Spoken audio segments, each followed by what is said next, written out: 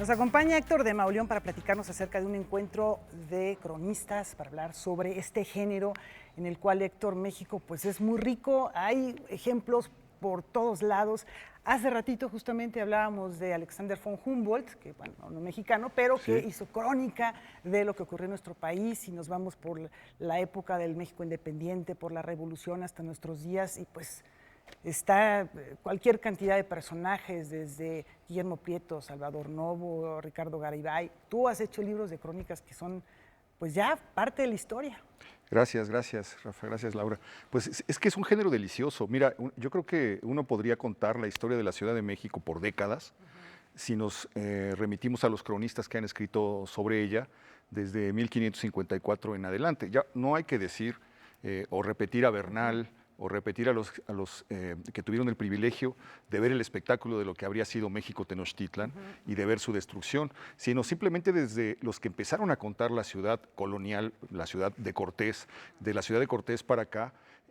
Podríamos hacer el retrato de la ciudad, de la vida de la ciudad, de detalles de la ciudad, prácticamente década por década, sobre todo del siglo XIX en adelante, siglo XIX, siglo XX y lo que va del XXI, porque hay una tradición oculta, casi secreta, de escritores que abandonaron un poco el camino de la ficción para dedicar su vida a recuperar la memoria, primero para describirla, pero luego para recuperar la memoria de una ciudad que se destruía a sí misma también casi década a década. Si uno pudiera caminar la ciudad de los años finales del siglo XX, se sorprendería de la cantidad de cosas que ya se fueron, que ya perdimos, que ya se modificaron, Ajá, etcétera. de las que hemos platicado, por ejemplo, a partir de libros como el de Guillermo Tovar y de Teresa.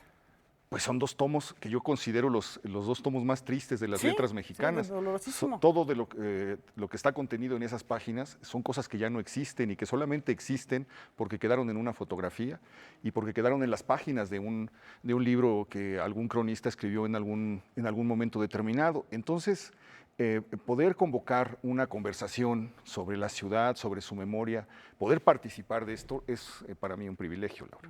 Sí, sobre la memoria, Héctor, pero también sobre nuestra actualidad, porque somos reflejo de la misma, identificaros, parafraseándote, la ciudad que nos inventa, cómo nos vamos creando a través de estos recuerdos, de estas memorias, de estas crónicas, es parte nodal de entendernos como sociedad contemporánea.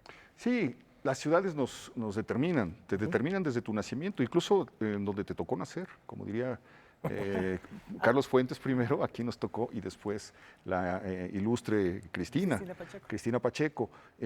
Incluso el lugar de tu nacimiento, donde te toca, ya te determinó absolutamente todo lo que será tu vida. Aunque logres salir de ahí y logres irte a otro lado, irás arrastrando para el resto de tus días lo que conformó ese espacio. Y eso hace a la ciudad terrible y al mismo tiempo maravillosa, porque ahí estará determinado dónde aprenderás a hablar, las palabras que dirás, lo primero que leerás, la primera vez que te enamorarás.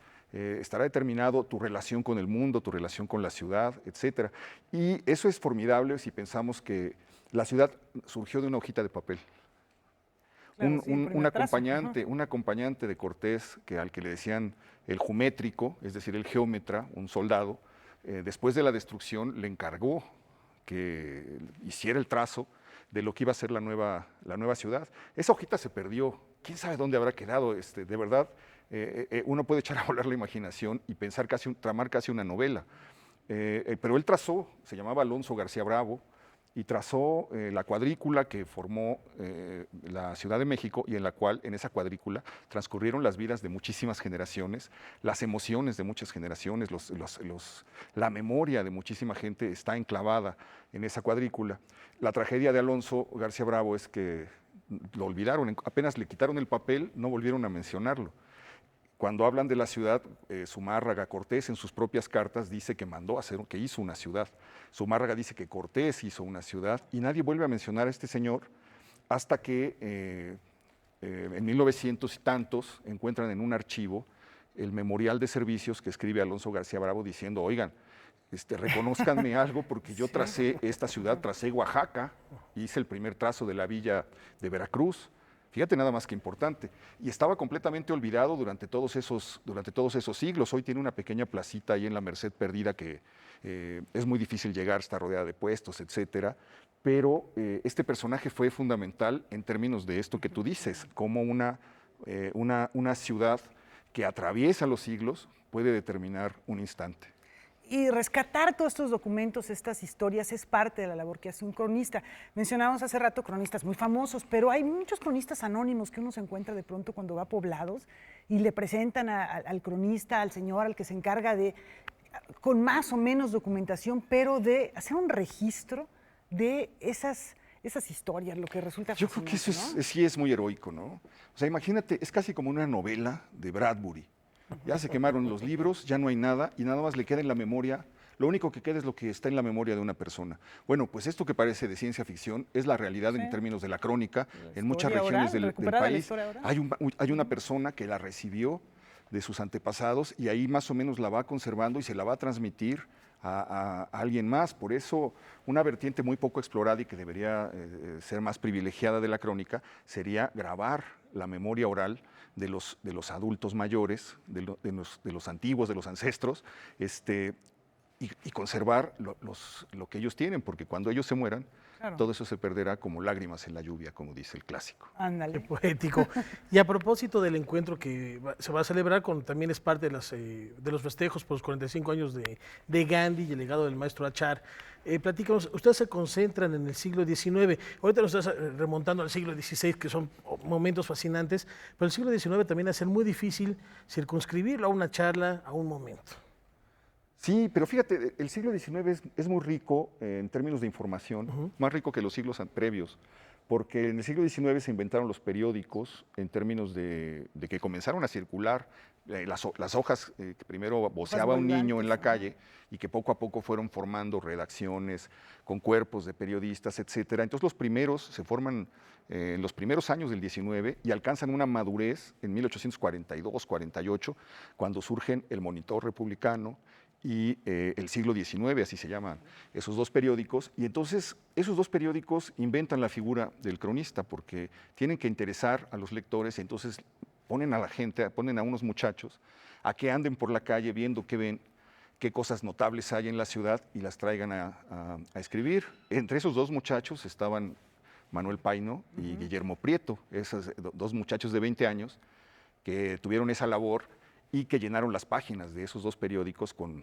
información. Entonces, y luego pues, es la evolución del periodismo hacia su industrialización. El periódico El Imparcial en 1896 ya cuesta 1 centavo, tira 100,000 ejemplares, inventó al reportero, etcétera. Y entonces Y el papel que tuvieron también en la época de la Revolución fue tremendo, ya con una formación con periodistas ya muy serios, con cronistas, sí, con y caricaturistas. y la tecnología, porque a estos ya les tocó reportar o reportear con teléfono y con telégrafo, que eran algo que los del 19 Como no ahorita tenían. está uno con el teléfono. Bueno, ese es el principio.